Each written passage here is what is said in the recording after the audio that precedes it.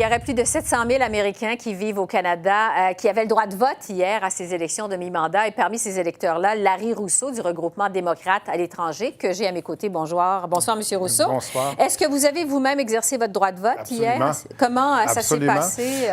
Écoute, ça s'est fait par la poste. Oui. Parce que quand on est absent, alors on est inscrit sur les registres, on s'assure qu'ils ont notre adresse et le tout se fait par courriel. Donc, ça va très vite. En fait, je vous pose la question Floride, parce que je regardais évidemment la soirée américaine, les élections de mi-mandat. Et ça a été dans certains États très compliqué de voter. Les électeurs ont dû faire des files d'attente pendant des heures et des heures.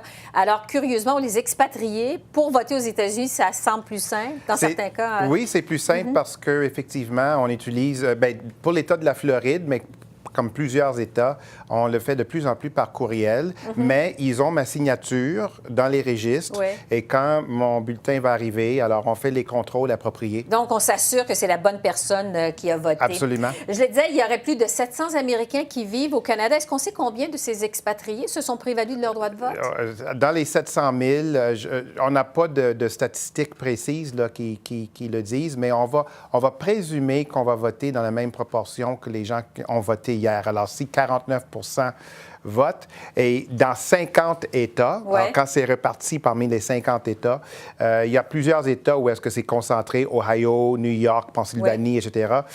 Mais la Floride, il y en a beaucoup ici au Canada qui votent en Floride. Alors, c'est à peu près la même proportion, mais on reconnaît de plus en plus au sein du Parti démocrate que ça peut faire toute la différence. Vous savez, quand la différence entre deux candidats, c'est quelques milliers de votes seulement. C'était le cas hier, notamment en Floride, au Texas. Il y a eu des courses qui ont été très serrées. En Georgie, avec Mme Abrams aussi. Alors, inquiétez-vous pas, ils vont commencer à ouvrir les enveloppes puis les compter parce que ce ne sont pas tout à fait comptés encore. Il y en a des États qui les comptent à la fin. C'est ce que je me demandais. Ça prend combien de temps avant que le vote des expatriés puisse être comptabilisé? Il faut attendre plus qu'une journée. Là. Oui, parce que dans certains États, c'est l'étampe postale, si jamais on l'a envoyé par la poste, ou le fax. Alors, c'est jusqu'à hier, jusqu'à la fermeture du scrutin, 8 heures. Alors là, on doit attendre quelques jours pour s'assurer que le bureau de poste n'arrive pas avec d'autres bulletins, etc. Ça fait que c'est très intéressant à ce niveau-là. Vous êtes très actif dans l'organisme démocrate à l'étranger. Les démocrates ont pris le contrôle de la Chambre des représentants hier. Oui. Quelle est votre réaction aux résultats de ces élections de mi-mandat aux États-Unis? Alors, le verre est à moitié plein et à moitié vide, bien sûr. On est très heureux.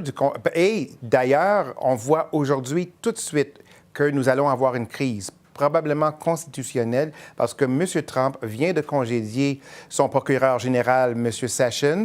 Il a passé la journée à dire qu'il allait collaborer avec Mme Pelosi, que c'est la lune de miel. La lune de miel n'a duré que quelques heures, parce que maintenant, les démocrates, ainsi que plusieurs républicains, vont être vraiment très, très, très choqués du fait que, sans avoir attendu 24 heures, il veut vraiment mettre fin à l'enquête de M. Mueller sur toutes les activités. En fait, c'est intéressant parce qu'il a congédié immédiatement aujourd'hui Jeff Sessions, à qui il n'a jamais pardonné de s'être récusé, ce qui a donné la place à l'enquête du procureur. Il aurait pu au moins attendre le mois de janvier, quand le nouveau Congrès serait assermenté, mais il n'a même pas attendu. Alors, vraiment, il sort, il a enlevé les gants de boxe et vraiment, il est prêt vraiment à se battre. Ça va être très intéressant de voir ça. Nous sommes très, très, très heureux chez les démocrates de voir des nouveaux visages. Des femmes, beaucoup de femmes maintenant à la Chambre. Il y a des gens, qui sont indigènes, des Autochtones. Deux femmes autochtones, deux femmes autochtones qui ont été élues. Alors, au niveau de la diversité, malgré tout le discours qu'on a entendu contre les étrangers, la xénophobie, le racisme, il y a quand même quelques éléments qui sont très encourageants. Mais bien sûr, on pleure la défaite de M. O'Rourke.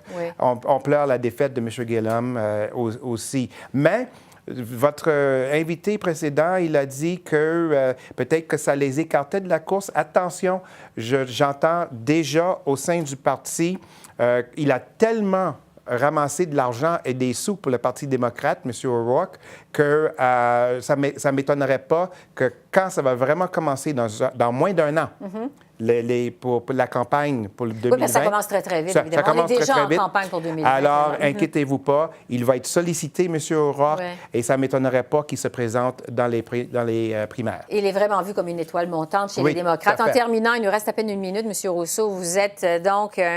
vous avez la double nationalité. Vous vivez au Canada, vous êtes américain. Qu'est-ce que vous êtes démocrate? Qu'est-ce que vous pensez de ce qui se passe aux États-Unis avec le président Trump? Écoutez, vous savez, on a toujours su que le racisme existe. On a toujours su qu'il y a des points faibles.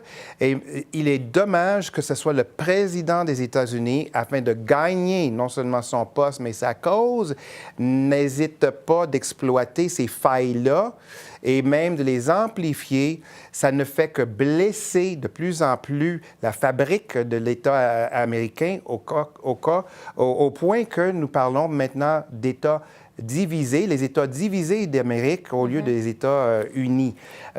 Tout le monde, hier soir, à notre soirée démocrate, on était en train de déplorer la division. Et là, on se pose la question, qu'est-ce que ça va prendre et combien de temps que ça va prendre pour ramener ensemble l'ensemble de la population pour qu'on puisse quand même faire avancer les choses au lieu d'être toujours dans cette tourmente qui bénéficie à très peu de gens, mais à M. Trump surtout. Il y en a plusieurs qui se posent la question quand est-ce que ça va terminer, tout ça. Larry Rousseau, merci beaucoup. C'est moi qui vous remercie et bonne soirée. Au revoir.